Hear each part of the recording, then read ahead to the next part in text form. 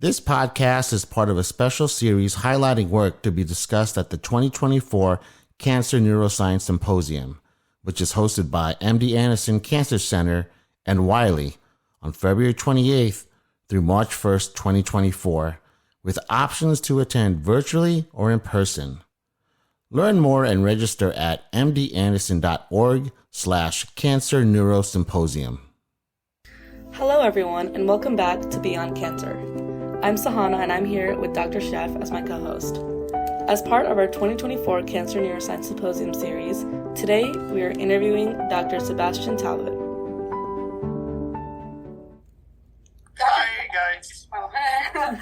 Talbot is an associate professor in the Department of Biomedical and Molecular Sciences at Queen's University. Dr. Talbot's research program focuses on neuro-immune communication in the context of health and disease. One aspect of the lab is to understand the impact of tumor-associated or innervating sensory neurons on tumor progression and anti-tumor immunity in melanoma. So to start off, Dr. Talbot, can you tell us a little bit about yourself and about your research? Yeah, so as Nicole mentioned, I'm associate professor at Queen's University, and I also hold a group leader position at Karolinska Institute in Sweden. I train as a pharmacologist, and then I did a PhD focusing on neuro-immune interaction in the context of pain, so diabetic pain. And then I pursue a postdoc also looking at neuro-immune interaction, and this was done in the lungs in the context of asthma. And since I opened my lab in 2017, we've been interested in looking at how tumor innervation can control immune responses. So also doing neuroimmunology, but in this case in the context of skin cancer.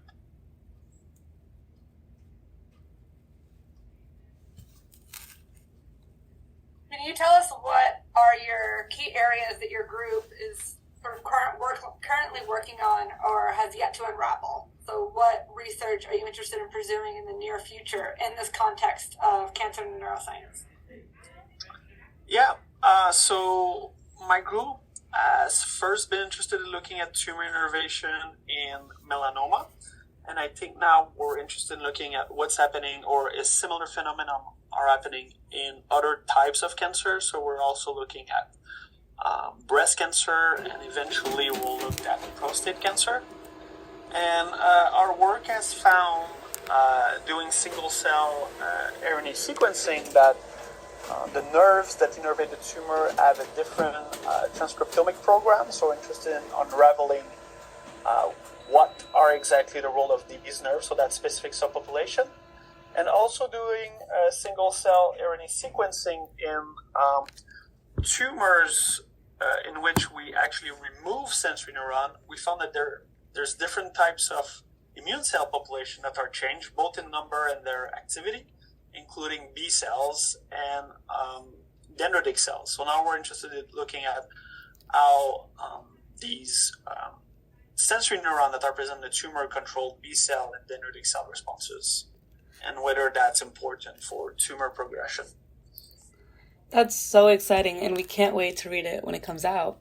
And speaking about reading papers, I saw that your recent Nature paper entitled Nociceptor Neurons Affect Cancer Immunosurveillance, I saw that it generated a lot of buzz in the cancer neuroscience community. Can you explain why it is thought that pain-detecting subpopulation of sensory neurons could make such a big impact on the body's immune response to melanoma growth? Yeah, so basically we use mouse model to look at skin cancer, and we found that pain-transmitting neurons innervate those tumors.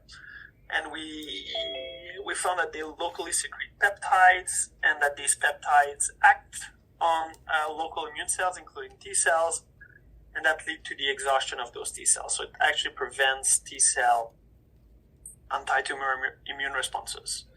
And so that builds, of course, this work builds on the work of many others, including Nicole, who's your co-host, which found very similar mechanism in head and neck cancer. And we confirm after our data, or we actually mine human data set that are already published, and it seems again that the peptide that we found to be secreted by these sensory neurons would potentially control the function of T cell in melanoma cancer patient as well. So going off of that, clinically, melanoma is thought to be relatively non-painful, while the preclinical transplant models of melanoma do show to evoke nociceptive behavior in animals. So how translational do you think these findings are to clinic, and is like a functional pain response necessary for that afferent neurotransmission, that neuropeptide release in the tumor microenvironment? Yeah, that's a great question.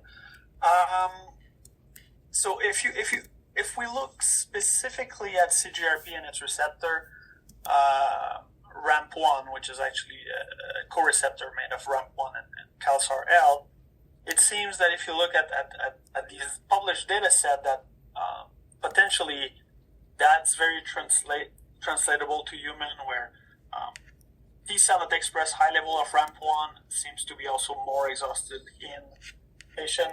Now, if you look specifically at clinically, melanoma, you're correct. It's not a cancer that's specifically recognized as being very painful. Depending on the location, in some location, of course, if you have melanoma, it can be very, very painful, including melanoma that are located in the eye. But in clinic, it seems that there are more itch in these patients. So about 30% of melanoma patients have itch. Of course, itch and pain is thought to use somewhat the same circuitry to transmit those signals. So potentially in patient, itch is more prevalent, and that would lead to the afferent release of CGRP. But we definitely need to look a little bit more carefully at whether pain is an essential driver for CGRP release in melanoma patient. And maybe itch would be sufficient, and we would actually need to look at whether patients that are clinically characterized as having a lot of itch, whether they do have heightened level of CGRP inside of their melanoma. So that kind of remain to be tested in patient, right? But hopefully will translate well, right? Mm-hmm. Yeah, no, definitely. And neuropopulation is something that I'm interested in, and I know that in my lab under Dr. Amit, what we do is on my end for analysis, we look at software like Visiopharm to look at different nerve populations. So kind of similar to that, what techniques does your lab utilize to study cancer biology, nervous system interactions? Yeah, so we use a lot of classic neuroscience techniques. So we do a lot of behavior to characterize itch and pain. Then we do a lot of co-culture between either sensory neuron and immune cells of interest, or sensory neuron and the cancer cell.